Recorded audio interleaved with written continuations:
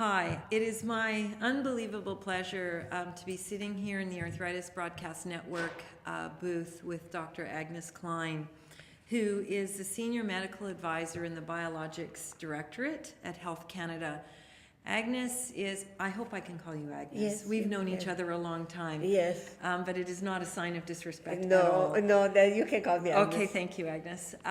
It's so wonderful to be sitting with you today and just to have a few minutes time with you to help our audience, so Canadians living with arthritis or other musculoskeletal issues, to help them understand in very simple terms what it is that happens at Health Canada.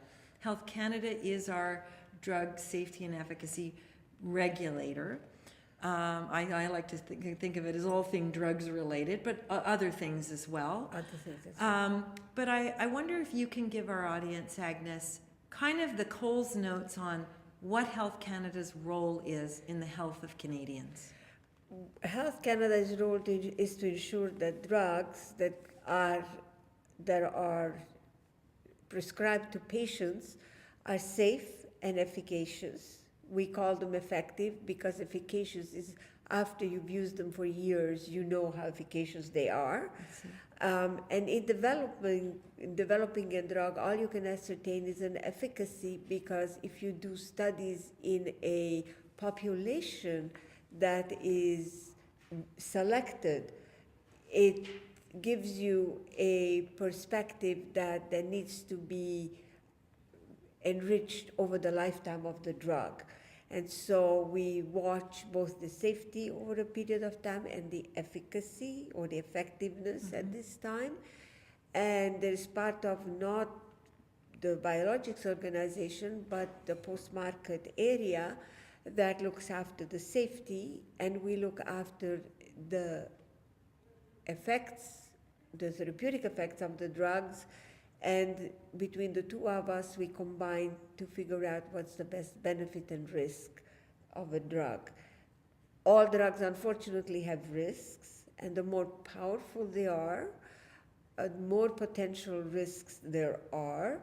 So what we need to do is make sure that all of those things are as well defined as is humanly possible, and as science allows us at any particular time to define it. Right. It's this balance, the yin and yang between safety and efficacy is such a big point, even at the patient level, because you think, well, is it better to try to live this life with this horrible disease? And what are all the complications the disease brings about? And what is the upside of taking a drug, and what is the potential downside, and how do you manage the downside? Yeah.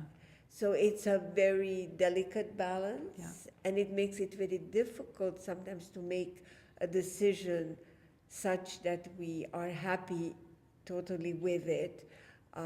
Usually people can be comfortable then when we have allowed a drug to market, the benefits and the risks are fairly well defined.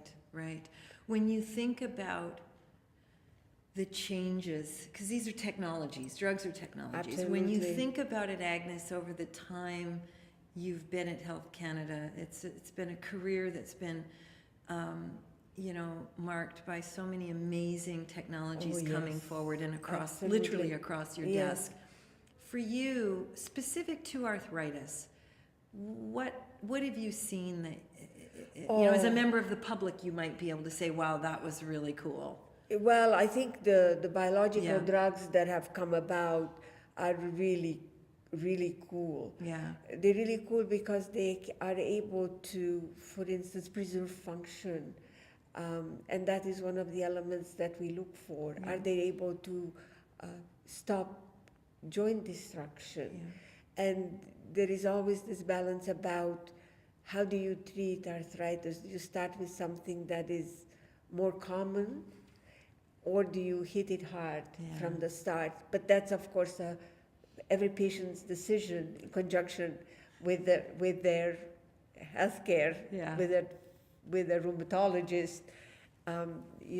We just look at it on a population basis, and it's the physician's or the treating physician's problem or headache to Or figure- opportunity, or or opportunity. and the opportunity for the patient and headache for the physician to make sure that they choose the best drug for the patient. Yeah, and I think what's changed if you were to ask me that question and you asked me what's changed across my desk, it has been what we like to call the empowerment of patients in that conversation of choice. And, Yes. and I'm so thrilled that that's taken place because, as you noted, it's not a decision taken lightly. It can possibly have risks. And then to be able to weigh risk and benefit and walk out the door and feel really good, fill the prescription, and then take it, which is adherence, right? Exactly. Yeah, yeah. And adherence is a problem. Yeah. Because it also depends on what amount of risk people are prepared to take for the benefit. And Right. every individual is different in that respect. Right. We can just define what are the most common risks for a population. We cannot define the very rare ones that somebody may unfortunately have Yeah, yeah. at some particular point in time. That is why the whole regulatory environment has changed from looking only at up until authorization for market and then continuing from there on for almost the whole lifetime of a drug. Right. When you think about all that you've seen and done at Health Canada, Agnes, what do you see as maybe sort of on the near horizon that are challenges for Health Canada? Oh, I think one of the challenges is how to increase, how to make sure that many of these drugs that we authorize are taken up, are being used, and being able to be watchful to make sure that they are not going to cause and that benefits and risks stay well balanced. Yeah, yeah. Because once that process is complete for you in your job, and it has a notice of compliance that they can turn around and then market it in the population it's intended to treat, Health Canada does obviously keep an eye out for safety signals, but you guys don't have anything to do with pricing, so you're not responsible for getting it into people and helping them. No, we don't. Yeah. At this point in time, we don't have any direct authority for pricing, Right. because the health system in Canada is such that the delivery of care, which includes the pricing, of course, belongs to the province. It's under provincial jurisdiction. It's kind of part of how constitutionally this country is arranged. The central government holds some powers that were given to it right from the start. Yeah. But many of the powers that the federal government has are devolved from the provinces. Right. To ensure that there is consistency across them, and it's up to the provinces to decide then how they want to implement. Yeah, I tease that information out of you because it's really interesting what we find with our membership. We have 40,000 members across the country. Wow.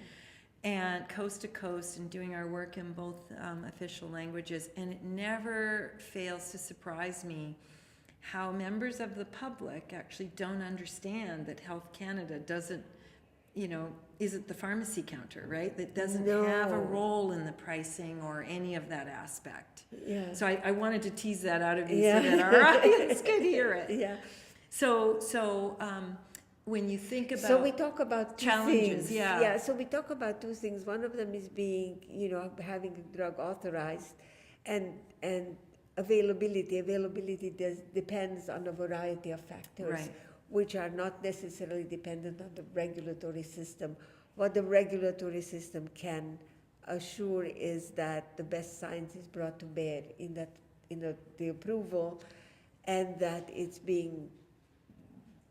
the country is vigilant for the life cycle of every single drug.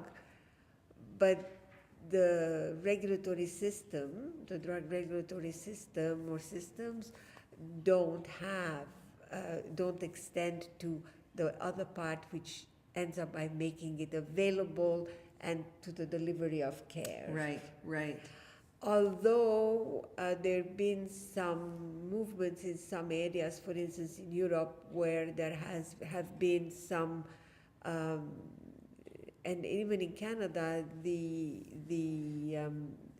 the formularies have actually tried to narrow the time gap Yeah. between When it comes to your desk. between the time that we give it a notice of compliance or we give it a market authorization for simplicity's sake, and the time that a decision to reimburse or not to reimburse is made. Yeah, I think those kinds of delays are acutely kind of known by a lot of patients because they read in the paper and hear on the news where things are available elsewhere and not yet available in Canada. And, you know, there's good reasons for that, obviously.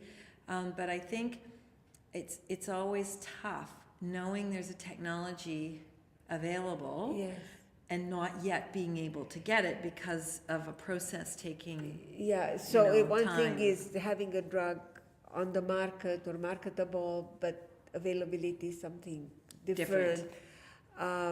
Although we have hopes that with some of our new processes that we're starting to work on, and I'm going to touch on that just a little bit tomorrow morning on the session where I'm going to be participating in, that we're going to enter into some discussions to figure out how that gap can be narrowed. That'd be great. It's a process that has 3 legs and there's a multiplicity of things, and the framework is going to be quite complex. So at the moment it's early days, so we don't know what it's going to quite look like. We're just starting to have an inkling on what it might But look I like. think at the patient leadership level, I'm really encouraged to hear that because it's something that we've advocated for. I look at that as an evolutionary process. Yeah. So. Good, exciting. Yeah. Last question for you. Yes. You go home, you have your dinner, you pour yourself a cup of tea. What is it, you know, at all of your time for you? What gives you job satisfaction? Because for someone who's been there as long as you have, there are 2 things that give me the job satisfaction. Okay. One of them is seeing the advances in therapeutic possibilities, and that's extremely exciting. Yeah. It's very, very exciting. Many of these haven't been realized in a broad base yet. They're still under research. Yeah. But there's a whole revolution coming in medicine, and how people are going to be treated. That's one issue. And the other one is the satisfaction that every decision that we have made collectively, because it's always a team effort, that those decisions are, have been by and large good decisions. People have criticized some, but it was made with the best knowledge and with the safety and the benefit of the patients in mind at all times. Yeah. Well, I tell you, I would rest easy if those were my big wins at the end of my day. So I would just like to thank you again, Agnes, for coming in and chatting with us. We wish you, great luck and good fortune and good health. Thank you. In your work. You've been a mainstay there for patient organizations like us who are trying to learn more about what Health Canada is doing. So we thank you very much. You're very welcome. Yeah.